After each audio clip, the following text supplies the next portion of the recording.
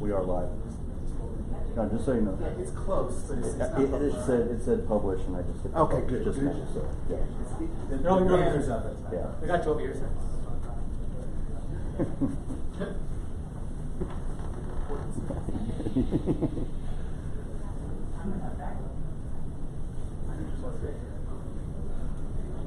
I'll never do a stand.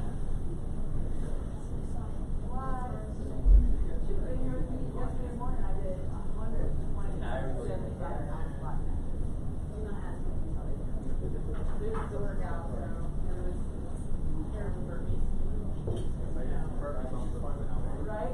So it went 30 matches, 40 verses, 30 matches, 30 verses, 20 verses.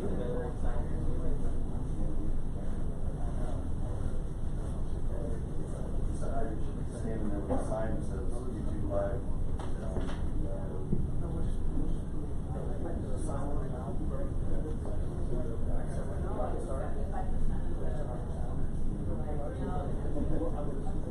Yeah, we need to put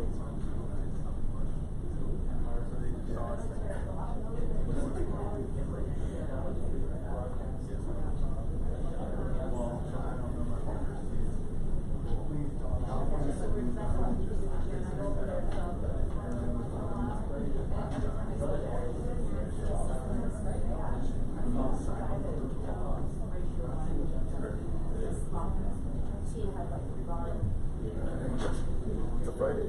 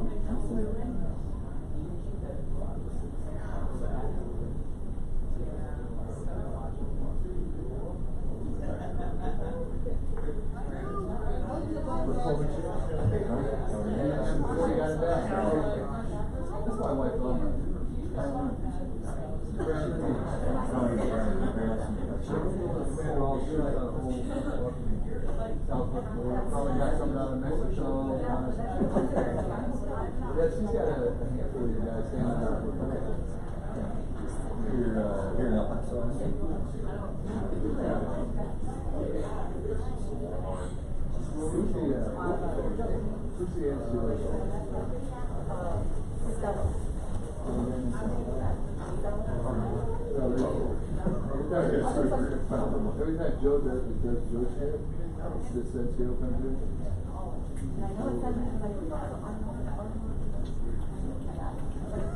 Seriously.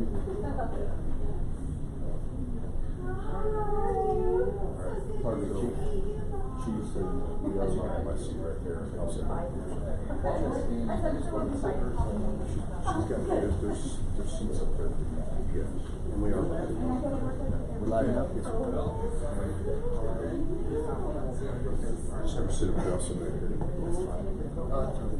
Said I was up here. You're right. Right.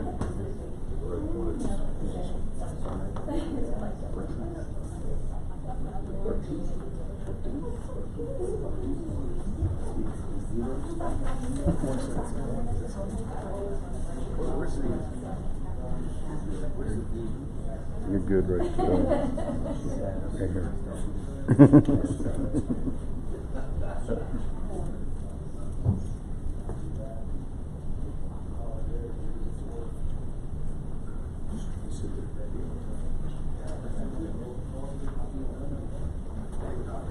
Sorry, man, I'm not going to come.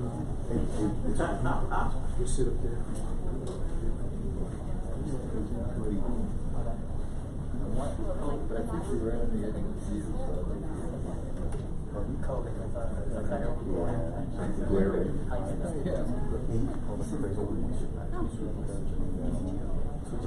Pulling cell phone signals and then shooting it out to the router and cutting the Wi-Fi.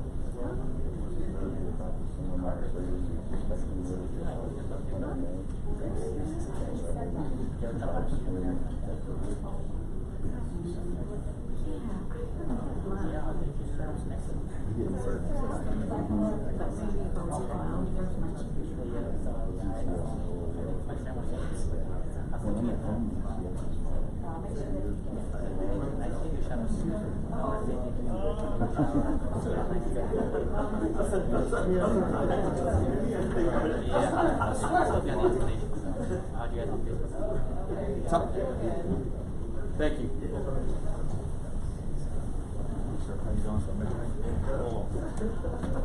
Okay, is that camera on?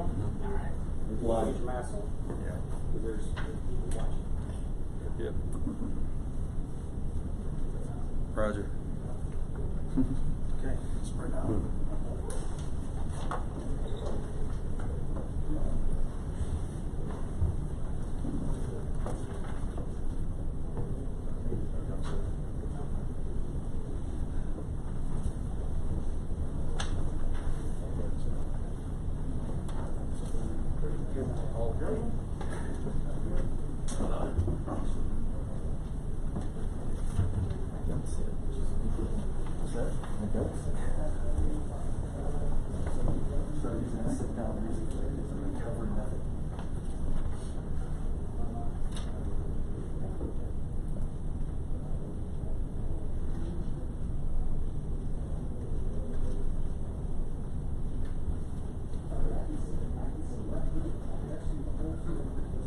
Blue Man Group.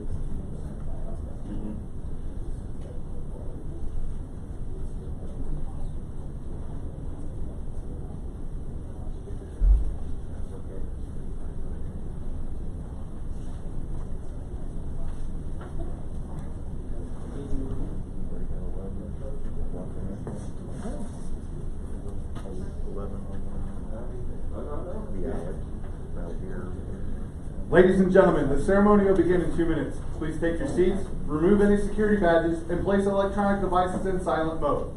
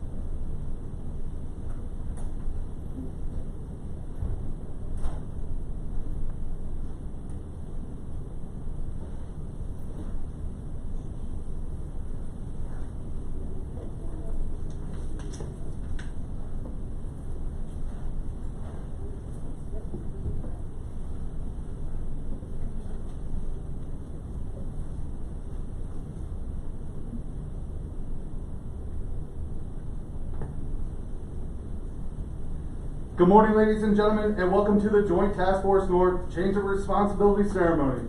We will witness the change of responsibility between Sergeant Major McDonald and Command Sergeant Major Dyer. The host for today's ceremony is Brigadier General Reginald Neal, Commander, Joint Task Force North. Please rise and remain standing for the arrival of the official party, the playing of the national anthem, and the invocation given by Chaplain James Polk.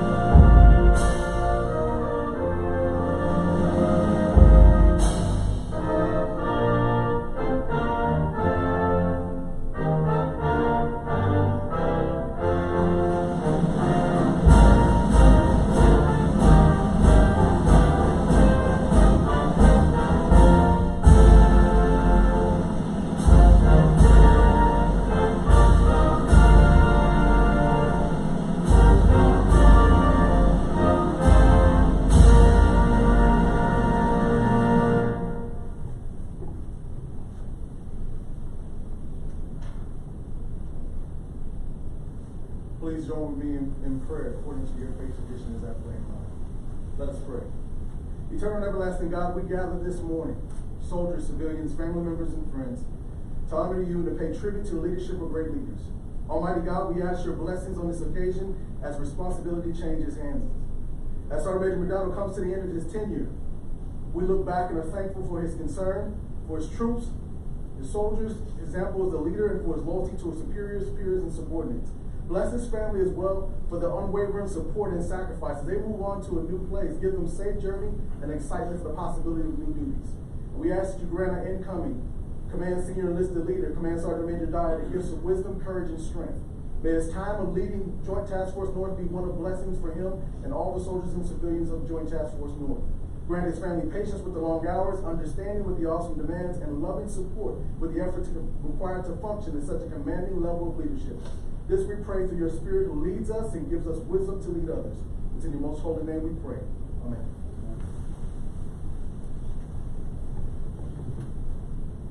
Ladies and gentlemen, please be seated.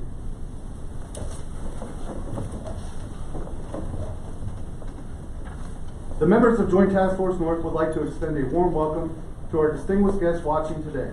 Joint Task Force North would also like to welcome others who are watching today's ceremony virtually due to the social distancing restrictions surrounding the COVID-19 pandemic. This includes our law enforcement partners and civic leaders. In response to President George H.W. Bush's declaration of the war on drugs, General Colin Powell, then Commanding General of the U.S. Army Forces Command, issued the order on November 13, 1989, that established JTF-6 at Fort Bliss, Texas. JTF-6 was established to serve as the planning and coordinating operational headquarters to support local, state, and federal law enforcement agencies within the southwest border region to counter the flow of illegal drugs into the United States.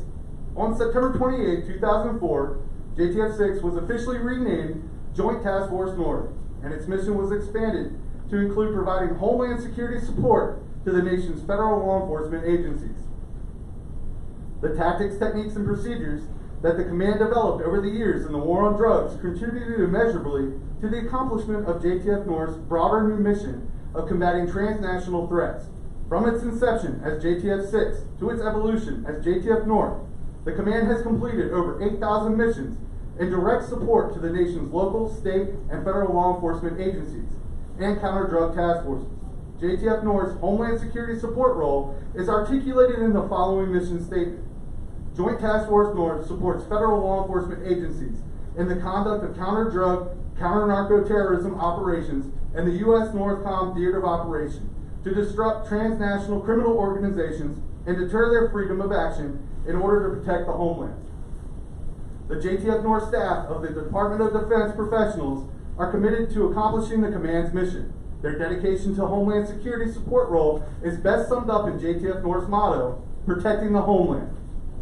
At this time, Mrs. Ivy Dyer, wife of Command Sergeant Major Dyer, and daughters Destiny, Leilani, and Rosalind will be receiving a bouquet of yellow roses, welcoming them to Joint Task Force North.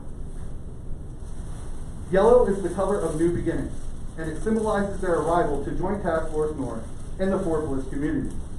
In time, rosebuds will blossom, as will their relationship with the service members and their families.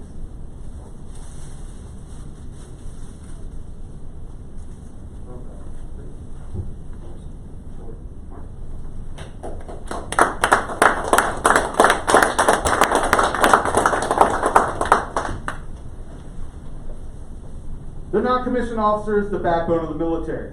There is no substitute for the non-commissioned officer, or any question of their importance.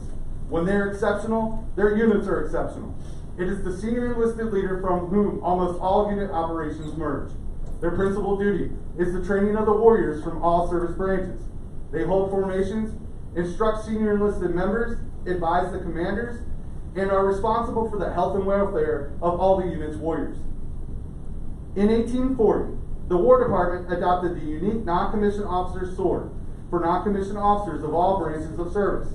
It is a completely functional weapon, not intended for display, but rather for hard and dedicated use. Although the non-commissioned officers no longer wear the sword today, United States military non-commissioned officers carried it into battle for over 70 years during the Mexican-American War, the Civil War, and the Spanish-American War.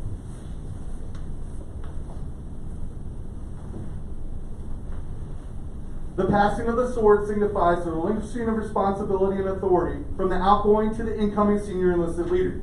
Senior enlisted leaders may come and go, but the sword remains razor sharp.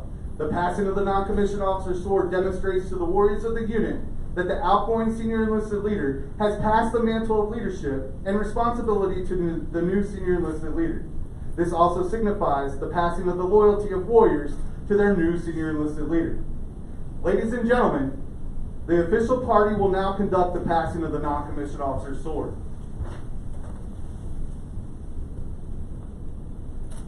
Sergeant Major McDonald takes the sword from the color sergeant and draws and inspects the sword in final deference to his authority and leadership. Sergeant Major McDonald then passes the sword to Brigadier General Neal, signifying the relinquishment of his duties and gratitude for the opportunity to care for the Joint Task Force North's warriors. Brigadier General Neal, the commander of Joint Task Force North, passed the sword to Command Sergeant Major Dyer, entrusting him with the responsibility and care of the unit. Command Sergeant Major Dyer assumes control and inspects the sword, ensuring its keen edge and symbolizing his dedication to the warriors of the Joint Task Force North and his responsibility as the senior enlisted leader. Command Sergeant Major Dyer now passes the sword to the color sergeant who secures it.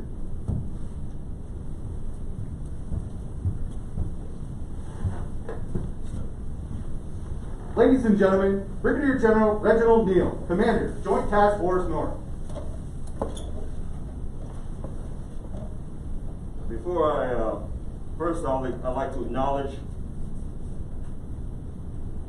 General Shaughnessy, the commander of U.S. Northern Command, Lieutenant General Laura J. Richardson, the commander of the Army North, Sergeant Major McKenna, Sergeant Major Delgado, Major General Yeager, also previous commander of Joint Task Force North, Sergeant Major Kepner, Sergeant Major Higgins, and Sergeant Major Cornitis.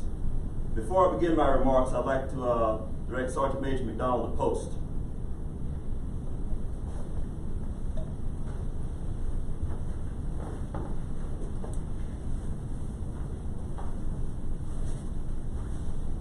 Ladies and gentlemen, please rise. Attention to orders.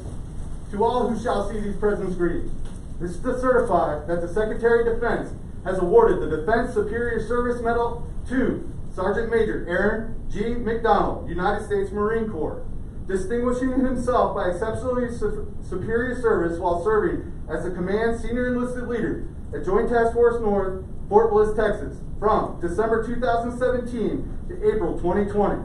During this period, the outstanding leadership and ceaseless efforts of Sergeant Major McDonald resulted in Joint Task Force North distinguishing itself through exceptional meritorious service in support of law enforcement agencies, efforts to combat transnational criminal organizations, and curb the flow of drugs across the United States southwest border.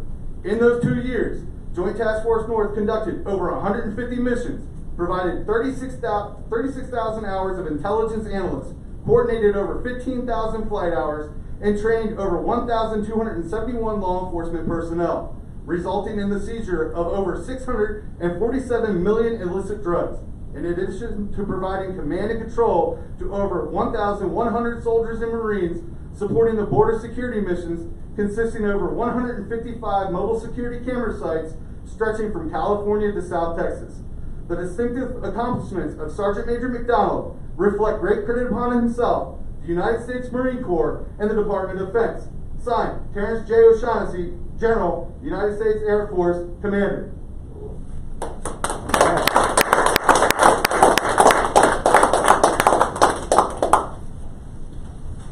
Sergeant Major, take your seats. Take your seats. Sergeant Major McDonald looked a little surprised just because during the course of the rehearsals, the awards portion was not in there. So when I asked the staff about the awards, I said, well, Sergeant Major McDonald doesn't want to be recognized in front of the group. So we have a little game in the military. It's called rock, paper, rank. And more often than not, I lose, but in this case, I won. We wanted to make sure that we recognize Sergeant Major. As we all realize, this recognition is not about the service members. It's not about the service member, but more so it's about the service member's contribution to the organization as a whole. Now, you didn't come here or tune in to hear me speak, but I do want to leave you with three things about Sergeant Major McDonald. The first thing is he is 100% U.S. Marine. He is a steely-eyed killer of our nation's enemies. He's a protector of our nation's treasure, our people, and a keeper of America's solemn values and traditions. I could not have asked for a better battle buddy to lead this organization as part of this command team. Secondly, humility. Sergeant Major has done a lot in his career. If you were to read his bio, it is very matter of fact, listing his operational and generating force assignments. He's held positions desired of a senior NCO who will serve at the highest levels. Many things he's done, he normally minimizes, or he doesn't mention at all. But if you read between the lines, you'll know that just how special it is to have him in our command, to have served with this warrior. One thing I'll note in his bio, in the Marine Corps, in his bio it says, combat distinguishing device, which is very bland. But if you read a little closer, you realize that Sergeant Major McDonald has been recognized on more than one occasion for valor in combat. It is truly an honor to have him here. Thirdly, have you ever seen the movie Major Payne? It's one of our favorite movies we quote. If Major Payne ever had a Sergeant Major McDonald would be perfect for that role. He loves the Corps, he cares about people, and he has a sense of humor only those closest to him will understand. Another thing you may not know about him is he's a culinary genius. In fact, I will put him up against Martha Stewart any day of the week and twice on Sunday. And last thing is, like a good Marine, he loves bourbon. And because of him, we've all become bourbon snob, or old-fashioned snobs in the command. But anyway, just a couple of highlights. I'm not going to take away from him, but I did want to say that I appreciated the time I served with him. You know, he told me that, sir, that you know, your job is to shake hands and kiss babies, and I'll peel back the onion. And we've done a little bit of both, except that we haven't shaken any hands recently. But we've been across this the JOA from Brownsville, Texas to San Diego. You know, there's a lot that we have to deal with day in and day out. Small little incidents can go all the way up to the Pentagon. And in order to be on that, in order to have maintain situational awareness of the border, you got to be out there. And I'm proud to have walked this terrain with my battle buddy. Sergeant Major Dyer and our family, welcome to the command. Out of a pool of highly qualified applicants, Sergeant Major Dyer immediately stood out. Don't be fooled by his quiet demeanor. He understands complex issues and is prepared and willing to answer the hard questions required of a command sergeant major. I had a sergeant major told me one time as a young lieutenant colonel, sir, there's two people in the Army who wear a star. That's a general and a sergeant major. And that's for a reason, because of your experience and the weight you carry within our force. Trust me, if he ever asks you a question, he probably already knows the answer. He's just that kind of guy. He served on active duty and in the Texas National Guard, where he rose to the position of the top NCO in the state, the senior enlisted advisor to the Adjutant General. Sergeant Major Dyer is a son of El Paso, and again, I'd like to welcome you to JTF North and welcome you back home. We look forward to working with you.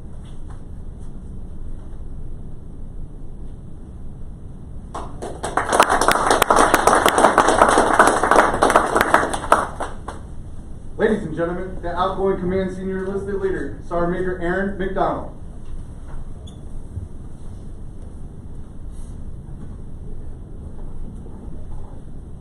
Aren't these masks great? All right, so Brigadier General Neal, thank you, sir, for those kind words, and thank you, sir, for hosting the ceremony. And yeah, I can say you genuinely got me on that one.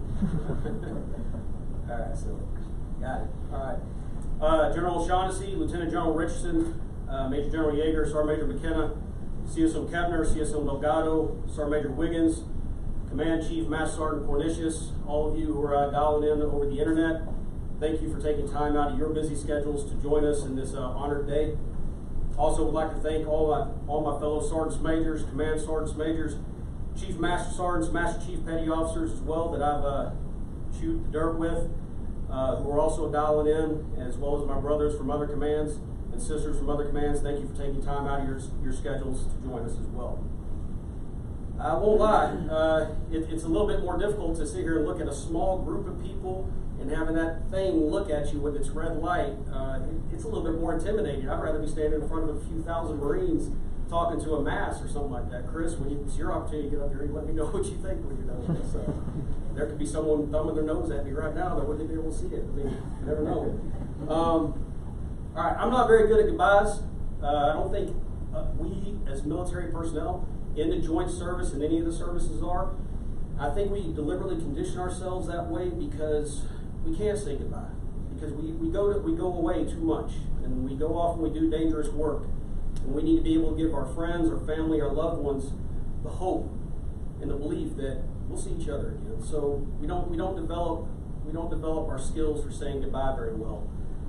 So if I seem a little blunt, it's not because I'm not honored or I'm not happy or privileged to be here. It's simply because I'm not good at goodbyes. I would much rather say, I'll see you soon, I'll see you in the next fight, until we meet each other again, fair winds, foul and see something. It's the promise that we will see each other again, because this is a very small world and this is a very small community across the entire joint force. So bear with me on that. And bottom line is, I don't like touchy-feely, squishy stuff, so I'm just not going to do that. All right. So, I want to start off by thanking my family, specifically my kids. My son, Danny, who many of you know is a non-commissioned officer in the United States Marine Corps. He's a scout sniper. He's currently delayed on deployment in Morón, Spain. He's been participating for the past almost 9 months, part of the Africa CRIF, doing scout sniper work for the Crisis Response Force for the Northern African continent. He's one hell of a kid. He's turned into one hell of a man, and I can't be more proud of him.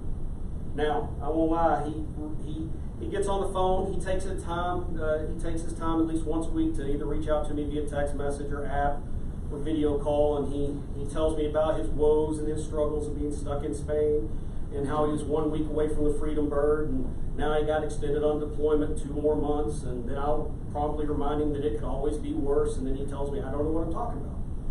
Clearly, I don't know what it's like to be a 21-year-old non-commissioned officer, U.S. Marine, on deployment. I guess that's the guy. But when I sit back and I reflect, I find a lot of joy and fulfillment that my son takes time out of his busy schedule to give his old man a call and let me know just how out of touch I am. So, he's a good boy. I love him. Then there's my daughter, Catherine. She should have been sitting up here right now, but unfortunately, she had to take a TSI test for college. She's going off to Texas Tech in the fall, so she was not allowed to be up here because she's literally being proctored by TSI. And she was like, "Sorry, Dad, I can't make it." I was like, "Don't worry about it." When Kat came into the world, I made a promise to myself I was going to raise my kids the exact same way. The boy and the girl are going to be raised the exact same. It's going to be easy. Yeah, then Kat flipped the script on me coming into the world. She's been turning inside my hula hoop ever since. Kat routinely reminds me that I am the biggest dork in the world. I need to be less scary to her friends. That it is not normal for me to conduct personnel inspections on the boyfriend. I need to chill with the routine pause reps, sit reps, and 5 Ws. And I need to remember that she's got this. The truth is, I know she's got it. Her actions every day let me know how much of a fine young woman she has become and how much she has endured.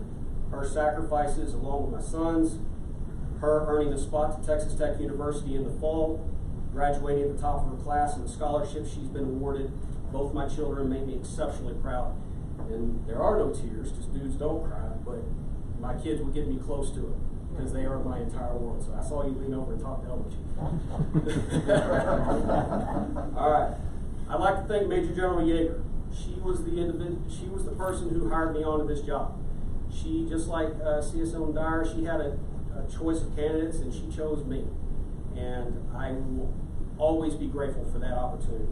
She gave me access and placement to anywhere I needed to be within the joint service, and she gave me the latitude to engage as I saw fit.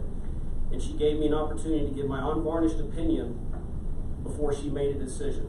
I would also like to thank Brigadier General Neal once again. You did the exact same thing, sir. You came aboard right as I was at my 24th month, and you were well within your right to ask me to step aside and bring aboard your own C-cell at the time. That way you had your command team right off the bat. And instead of doing that, you allowed me to stay around for a little bit longer and hold on. And you did the exact same thing. You gave me access and placement. You allowed me to engage as I saw fit. And we had many honest conversations about things that the command was looking at, things the commands were dealing with. And I believe the relationship that I shared with Major General Yeager and Brigadier General Neal are exactly what a command team officer and enlisted relationship should be, and it's exactly what right looks like. So thank you, ma'am, thank you, sir, for your trust and confidence. I'd like to thank our brothers and sisters at CBP for their outstanding partnerships, leaders such as Chief Manny Padilla, Rudy Karish, Rodney Scott, Aaron Hall, Gloria Chavez, just to name a few, in our blue and green suits. They truly embrace the relationship between Joint Task Force North and allow us the best possible freedom of movement to support the men and women on the front lines of the southwest border. Without partnership, this mission would not be successful. I'd like to thank our counterparts with the various states along the border who humbly serve their respective state guards each and every day and know all too well the threat of the criminal, drug, and migrant activities that is currently besieging our nation. Over the past few years, I've gained a greater appreciation and understanding of how the National Guard ties into our military framework and secures our nation. And along the way, I've made some great friendships with some senior enlisted leaders from those various states. I am deeply humbled by their commitment to the American people. I want to also make special mention to our friends over at BPSCC who are not allowed to be here due to COVID. Ruben, Oscar, Ogie, David, Director Barnes, and everyone else across the compound. Thank you for your support and your camaraderie. I'll truly miss our morning engagement, the coffee breaks, the constant banter commonly found that goes forth as true brothers and sisters enjoy when a family team is tight.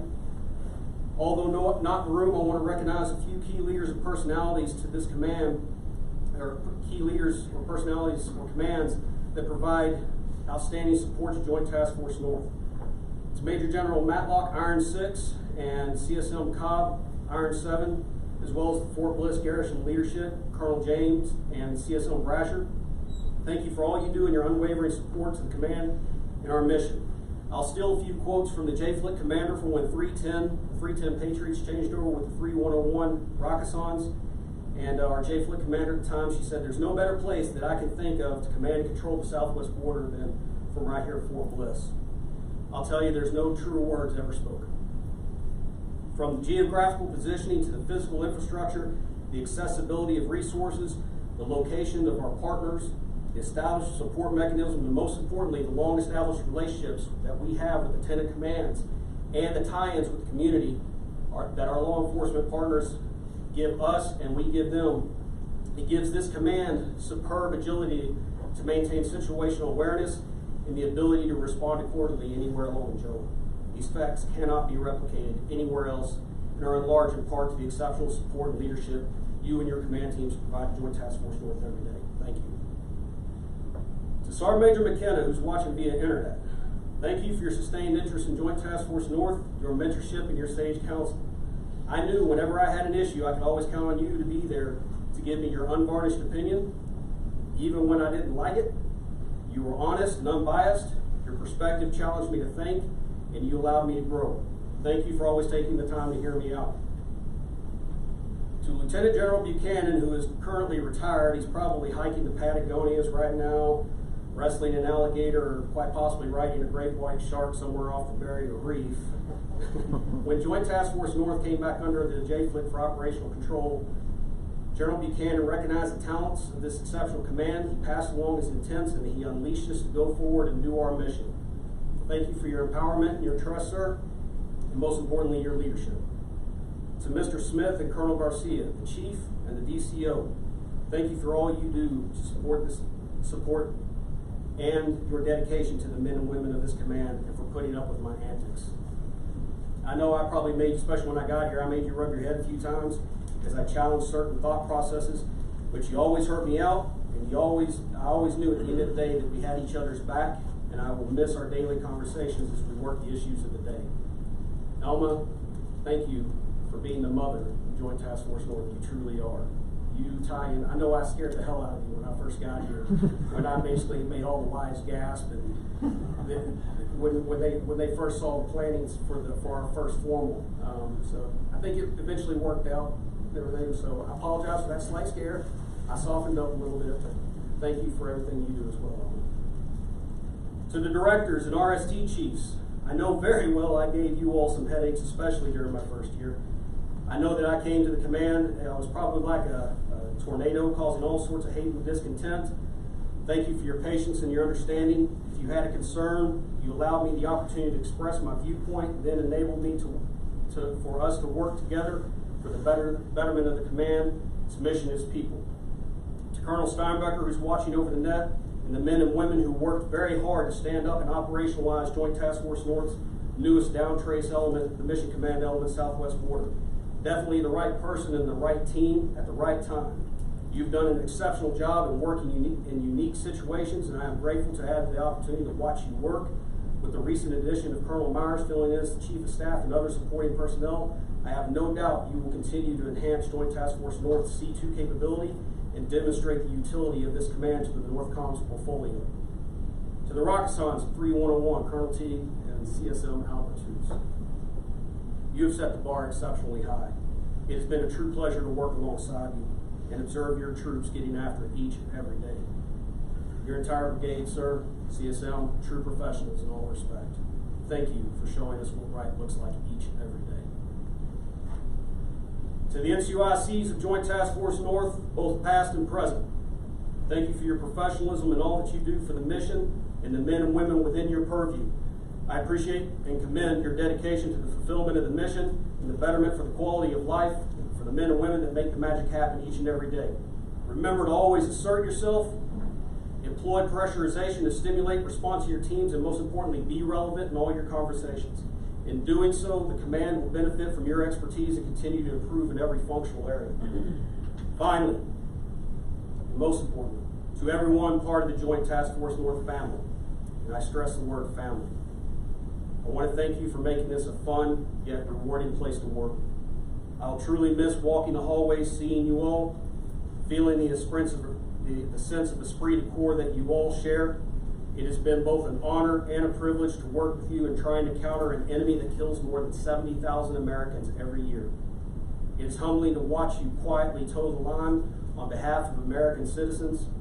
There may be some who say that they can do what you can do, but the truth is no one can do what you can do and replicate it to the same level of output that you do with the amount of resources that you have. Your work is not only noble, it is honorable, and the American people are lucky to have you fight for them in the trenches. I wish you all the very best as you continue the struggle, and I will reflect fondly upon my days alongside you in the fight. Chris, Ivy, this is an outstanding command. It's an outstanding family. You're going to have a great time here, and I wish you both all the best. Girls, El Paso is a great place to be. Enjoy your time here. It's going to be a good ride, though. In closing, I will tie back to my opening remarks. To all, I'll see you in the next fight someday soon. Until that time, may fair winds and following seas find you, protecting the homeland. Semper Fidelis. Thank you.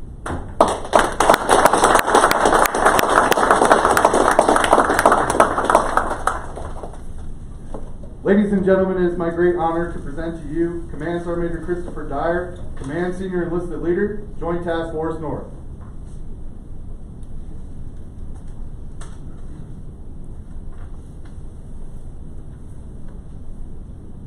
Good morning, everyone. You think wearing masks is difficult, try doing it with glasses. First of all, I want to say what an honor it is for my family and myself to have been selected to serve as your Command Senior Enlisted Leader for the Joint Task Force North. Brigadier General Neal, I am honored that you chose me as your CSM, allowing me to serve in my hometown of El Paso, Texas. Sergeant Major McDonald, I thank you for where you have taken this command, and I wish you the best of luck in your next assignment. I will every day lead with passion, integrity, and loyalty, ensuring that our Marines, soldiers, airmen, sailors, coasties, civilians, and partners alike are always ready to execute our missions with the highest degree of professionalism and support from the top. I am excited to have the ability to work with some of the best patriots this country has and continue to build on principles of what this country was founded upon.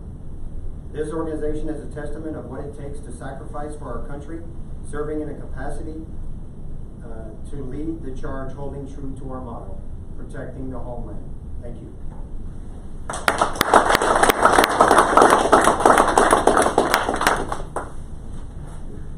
Ladies and gentlemen, please rise for the playing of the Armed Forces Medley.